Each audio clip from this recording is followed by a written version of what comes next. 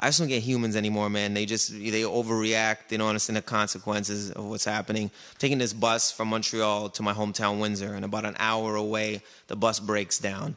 And right away, people start getting crazy. Nobody knows what's going on. They just start getting up and forming a riot. So this bus driver gets up and he lets everybody know that the bus ran out of gas. I thought it was kind of funny that the bus ran out of gas, but apparently everybody else in the bus did not think it was funny. So they continued to yell at this dude. Somebody swore at him, which I thought was really unnecessary. And I'm looking at the people and I'm looking at the bus driver and I'm like, man, this bus driver don't we all realize that he's a Greyhound bus driver? I'm like, right there. He hasn't been happy since he took my ticket. I don't think he smiled on this whole ride, okay?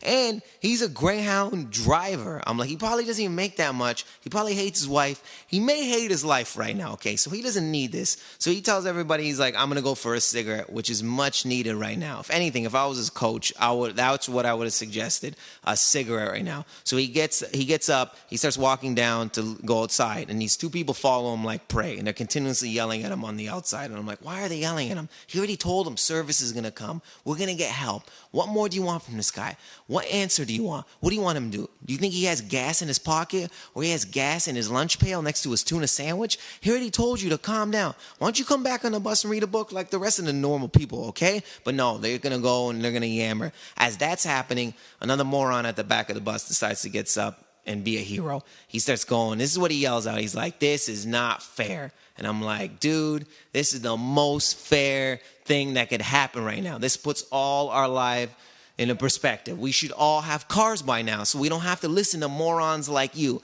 Then he's like, you know what, man? I'm going to call the Greyhound hotline. Oh, yeah, that's going to help, dude. What are they going to tell you, huh? They're probably going to tell you that you're lucky terrorists and then take this bus over and blow it up. What are they going to give you, huh? Discount on your next shitty bus ride? That's what they're probably going to say. Why don't you sit down? Why don't you relax? And since we're on the topic, I'm like, you look like you're about 40 years old and you're wearing a Slim Shady shirt with baggy jeans. I don't think I've seen anyone wear a Slim Shady shirt in the last 4 years. And why don't you control your kids, the 5 of them that have been running around causing a nuisance, annoying everybody on the bus? Your wife doesn't really care to take care of them. She's too busy putting on makeup and reading People's Magazine.